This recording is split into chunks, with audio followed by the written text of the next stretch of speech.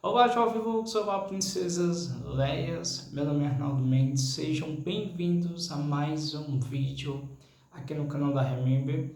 E o assunto de hoje que eu gostaria de comentar com vocês é uma situação que está me incomodando muito e também, de alguma forma, está conseguindo me chamar a atenção. Se vocês já deram uma olhada aí no título, estou aqui para falar sobre mangás.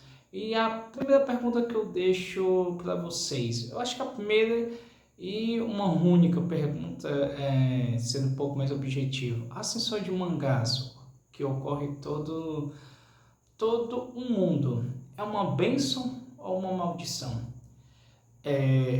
O motivo de eu estar perguntando sobre isso é justamente para falar o número de editoras que criou-se nesses últimos meses, posso dizer assim. Editoras simplesmente estão lançando mangás, diversos mangás. Isso me deixa preocupado. Por quê?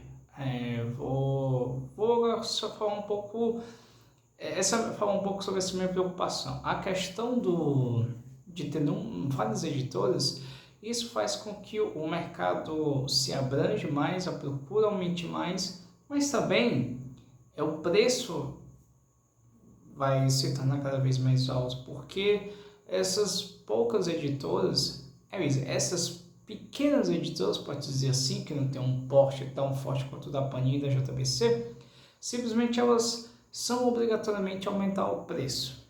E elas dependem dessas vendas para que elas consigam se manter em pé, porque se não há vendas, infelizmente há percas, e quando há percas,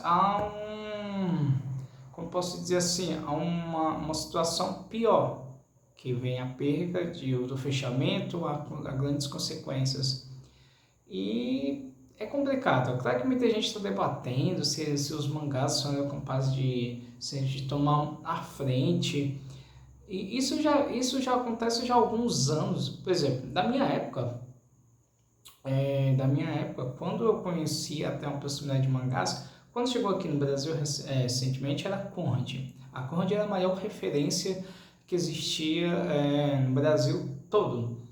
Você via Cavaleiros dos Zodíacos, você via Dragon Ball, depois você vê One Piece, você vê Battle Royale, vê diversos mangás que ficou muito conhecido pela Conrad. Claro que depois, a partir dos anos começo dos anos 2000, e não demorando tanto, né? A partir de 2007, a própria Conrad teve suas consequências e perdeu todos os direitos possíveis. E quem entrou em ação foi a própria Panini junto com a JBC, e tinha por fora algumas editoras pequenas. O que eu me lembrava na época era a editora Sampa, que lançou algumas histórias. É o que eu me lembro. Eu me lembro muito da editora Santos, que lançou aquelas pequenas histórias que pode ser que para muita gente não tinha muita relevância, mas ela estava ali no mercado. E a própria JBC e a Panini sempre muito à frente. Até quando eu comentava com um amigo meu, e a gente falava, poxa, você queria visitar o quê? Panini, JBC? A gente sempre discutia nisso porque a gente tinha uma certa coerência de discutir quem era melhor, que tinha um trabalho melhor em relação a preço, a títulos. E claro que a Panini sempre teve à frente, né? Claro que a JBC tem alguns títulos pesados, mas a Panini, você tendo Dragon Ball, One Piece e Naruto, não tem como disputar. A partir daí, já acho que a partir de 2010 para cima, aí apareceu um monte de diversos, apareceu a questão da Devi, apareceu a Darkseid, a própria Conrad retornou depois de alguns anos, mesmo lançando em digital, material digital, e foi surgindo algumas editoras. Eu tava percebendo até isso, tem até editoras brasileiras que fazem um mangá meio que estilo americano. Então, isso vê que o mercado de mangás, de alguma forma, está começando a ficar inchado. E quando começa a ficar inchado, é muita coisa. E quando começa a ter muita coisa, as coisas, de alguma forma, vão começar a se tornar caras. Porque, como eu falei, há editoras pequenas sendo formadas que simplesmente estão pensando em ter um lucro simplesmente elas estão pensando em ter um lucro e a partir desse lucro quer de alguma forma aumentar a sua empresa, aumentar a sua editora. Eu não acho errado, mas ter tantas editoras, e já foi até anunciado que o mercado japonês quer ampliar mais ainda o número de mangás, mais para até acho que até depois de 2030. E isso não, para mim não acho uma forma boa. Para mim eu acho que isso de alguma forma com o passar do tempo vai se tornar um pouco mais organizado.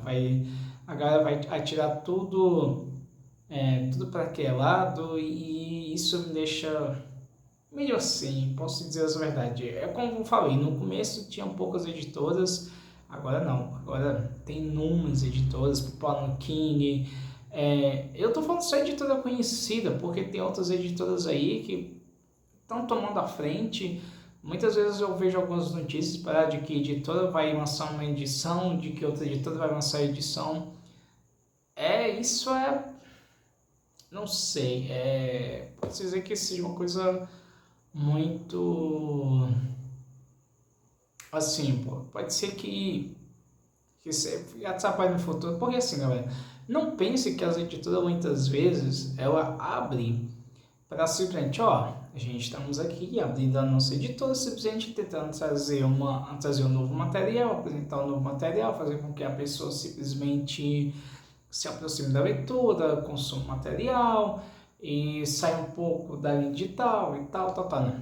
Do meu modo de ver, eu apenas pegando aquele momento, da sessão dos mangás e tá tentando se aproveitar disso. E quando começa a se aproveitar, há pessoas que vão concordar. Ela está fazendo seu trabalho, então ela merece. Ela faz um trabalho bom, ela merece colocar um preço que ela acha justo e passar para o consumidor final. Mas até quando? Até quando isso vai durar? Até quando isso vai continuar? Até quando isso não vai afetar o nosso mercado? Porque eu não vou falar nem a questão dos quadrinhos, estou falando só a questão dos mangás. E o número de leitores de mangás aumentou absurdamente. Isso é bom. Mas sempre vamos estar discutindo a questão dos preços, a questão das editoras, o quanto ela quer impor para o seu público. Trazendo aos materiais, claro que muitas vezes não é fácil, quando você tem que lidar com a licença. Muitas vezes a galera de fora que segue a licença muitas vezes cobra um preço muito alto. E essas empresas, de alguma forma, elas tomam esse risco, tomam à frente de obter histórias e lançar. E no final de tudo sempre é uma concorrência. Como eu falei, a Conrad, depois de perder muitos direitos, ela perdeu. Vamos colocar aqui, ela perdeu o Wood Boy, que eu esqueci o nome da editora que vai tomar a frente, perdeu o Battle Royale, que o Pipoca King trouxe recentemente, perdeu episódio G, que a New Pop tomou a frente, vários outros títulos. E agora simplesmente ela está investido em mangás coreanos. Então você vê, essa ascensão me preocupa um pouco, porque com o passar do tempo vai se tornar uma bolha enorme. E essa bolha, quando for furada, eu acho que o que vai sair ferido nessa história toda somos nós consumidores. Teremos que pagar preço alto, teremos que, pela nossa loucura de ter porque tem que ter, porque se não ter você não faz parte de um mundo. Só prejudica. Eu acho, como eu falei, quando essa bolha estourar realmente, só vai prejudicar nós mesmos. Isso é uma verdade. Querendo concordar ou não, isso é uma verdade. E como colecionador de há muitos anos, claro que todo mundo passa, mas eu acompanho um pouco o mercado de mangás, me deixa preocupado. Porque as editoras em si, ela quer trazer, mas ela está se aproveitando de tudo que está acontecendo. Isso há muito tempo. Não é à toa que muitas vezes as pessoas optam por assinaturas eu fui uma delas.